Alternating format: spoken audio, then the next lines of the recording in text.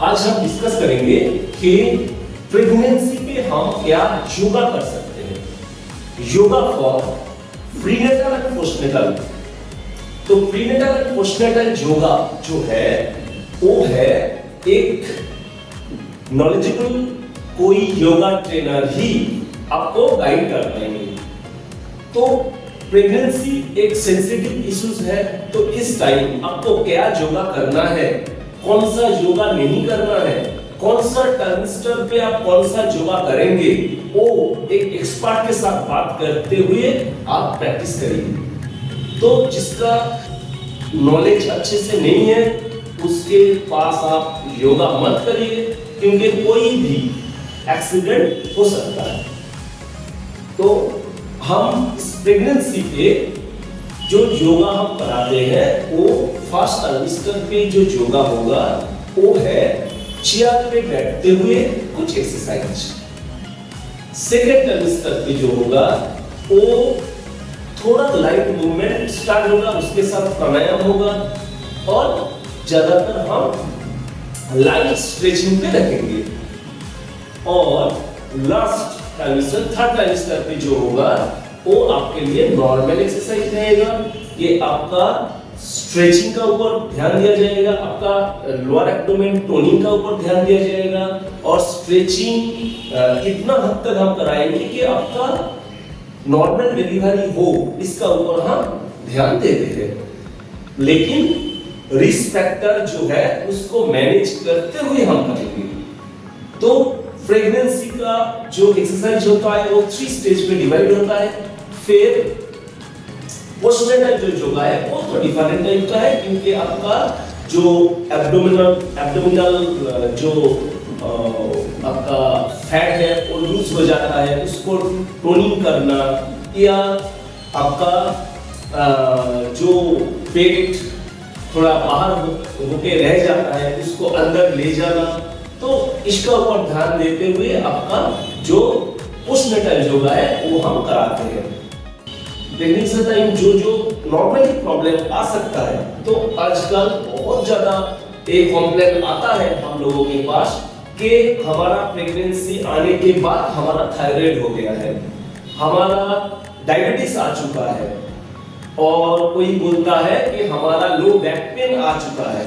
पहले इतना low back pain नहीं था, लेकिन प्रेगनेंसी आने के बाद हमारा लो बैक पेन आ गया। तो ये थायराइड आ सकता है या डायबिटीज आ सकता है, आपका लो बैक पेन आ सकता है, आपका वेरिकोज वेन हो सकता है।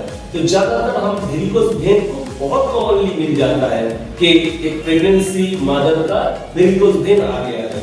ये वेरिकोज वेन बाद में विलुप्त हो सकता है, लेकिन वो रह भी सकता है। जो डायबिटीज आ चुका है वो रिमूव हो सकता है प्रेगनेंसी आफ्टर प्रेगनेंसी, लेकिन वो रह भी सकता है। तो ये देखा गया है। तो इसको प्रिवेंट करने में हम हेल्प करते हैं आपको कि प्रेगनेंसी टाइम आप कौन सा आसन, कौन सा मुद्रा, कौन सा एक्सरसाइज, आप कौन सा प्राणायाम आपके लिए बहुत फायदेमंद हो सकता है। और आपका जो बेबी है, बेबी का हेल्थ के लिए हम ऐसे एक्सरसाइज डिजाइन करते हैं कि आपका बेबी हेल्दी हो, उसका कोई फिजिकल प्रॉब्लम ना हो और उसको हेल्दी लाइफ मिले। तो इसका ऊपर ध्यान देते हुए हम बहुत सा एक्सरसाइज आपको प्रिस्क्राइब करते हैं। तो एक कॉमन कुछ एक्सरसाइज हम दिखा नहीं पाएंगे, इसके लिए स्टेज बाय स्टेज प्रेगनेंसी का एक्सरसाइज अलग होता है। तो ये प्रेगनेंसी का टाइम जो भी एक्सरसाइज हम करते हैं वो सिलेक्ट होता है उसका फिजिकल कंडीशन, उसका मेंटल कंडीशन, उसका कोई डिजीज आया है या नहीं, तो उसका ऊपर ध्यान देते हुए हम उसका एक्सरसाइज या आसन प्राणायाम मुद्रा डिजाइन करते हैं। और पोस्टनेटल योगा जो है उस टाइम कॉमनली हम लोग देखते हैं कॉमनली कि एक आफ्टर प्रेगनेंसी एक मदर को हर्निया हो सकता है। तो ये हर्निया जो कॉमन प्रॉब्लम है, इससे छुटकारा कैसे मिलेगी। और चाइल्ड बर्थ हो जाने के बाद एक मदर का जो और एक कॉमन प्रॉब्लम है, वो पेट थोड़ा बाहर निकल के रह जाता है, वो अंदर नहीं जाता, पहले जैसा नहीं हो जाता। तो वो बहुत हेल्थी बन जाता है, उसका वेट बहुत बढ़ जाता है। तो इसको मैनेज करने के लिए जो पोस्टनेटल योगा है तो वो हम सिलेक्ट कर रहे हैं। वो भी डिजाइन होता है कि एक मदर्स का कंडीशन क्या है, उसका कितना दिन उसका सर्जरी हुआ है या नॉर्मल डिलीवरी हुआ है, उसका ऊपर ध्यान देते हुए हम एक्सरसाइज या आसना प्रिस्क्राइब करते हैं। तो इसका कोई इंडिविजुअल आसना एक्सरसाइज नहीं होता, आप रेगुलर बेस पे एक गाइड लेके इसको करना है, क्योंकि बहुत सेंसिटिव इश्यूज है। इस टाइम कोई भी विदाउट नॉलेज आपको एक्सरसाइज आसन या मुद्रा प्राणायाम करना नहीं है।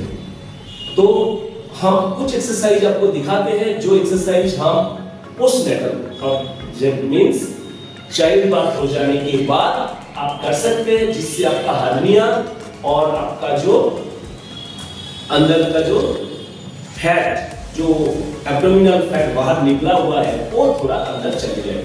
फर्स्ट एक्सरसाइज है लेग राइज। तो इसको आप टेंशन करते हुए कर सकते हैं। Up and take count and down, ऐसे करते करते हुए आप इसको 50 टाइम्स, 10 करके 50 टाइम्स तक कर सकते हैं। और इसके साथ साथ इसको ऐसे फ्लाइंग कर सकते हैं, ऐसे क्रॉसिंग कर सकते हैं, इससे मूवमेंट कर सकते हैं और इसका सर्कलिंग भी कर सकते हैं।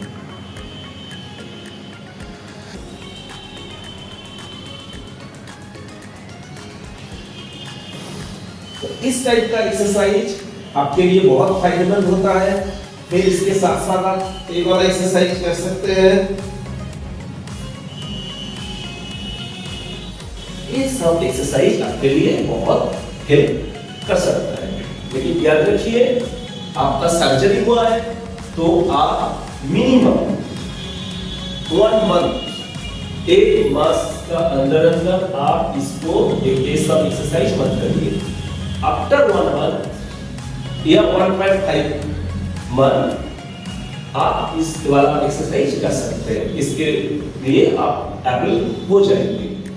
लेकिन इसके अंदर आप बहुत टफ कुछ एक्सरसाइज मत करिए। और इसके साथ साथ आप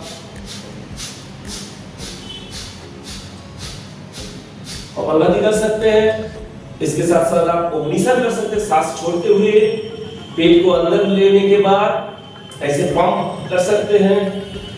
तो ये हो गया सहज ओमनिशन मुद्रा। फिर आप ऐसे करके आप मंडूकासन या मंडूकासन हुई योगा मुद्रा कर सकते हैं, सांस छोड़ते हुए होल्ड, इस टाइप का एक्सरसाइज कर सकते हैं। लेकिन डिपेंड करता है कि आपका फिजिकल कंडीशन क्या है, उसके रिगार्डिंग आपका एक्सरसाइज आसन मुद्रा डिजाइन होता है। तो और एक बात ध्यान रखिए, जब हम एक बच्चे आप हो जाने के बाद बच्चे को आप जब फीडिंग कराते हैं, सामने झुक के जब फीडिंग कराते हैं, उस टाइम आपका लो बैक पेन बहुत ज्यादा आ सकता है। तो इसका रीजन है आप ऐसे फॉरवर्ड झुक के उसको फीडिंग करा रहे हैं। आप सोते हुए फीडिंग कराइए या आपका लैप का ऊपर थोड़ा 1-2 तकिया दे दीजिए, उसके बाद आप बच्चे को सुलाइए, फिर आप फीडिंग कराइए, तो आपका स्पाइन स्ट्रेट रहेगा, आपका लो बैक पेन नहीं रहेगा। तो ये थोड़ा मेंटेन करिए। इसके साथ साथ आपका कोई भी इश्यूज आ रहा है, जैसे डायबिटीज हुआ था वो रह गया है, या आपका थायराइड आया है प्रेगनेंसी का टाइम, या आपका लो बैक पेन है, या आपका वेरिकोज वेन आ चुका है, तो आप इमीडिएट कांटेक्ट करिए। हम आपको फुल सपोर्ट देंगे और आपके लिए कौन सा आसन मुद्रा एक्सरसाइज अच्छा है वो हम डिजाइन करके आपको गाइड करेंगे। Thank you.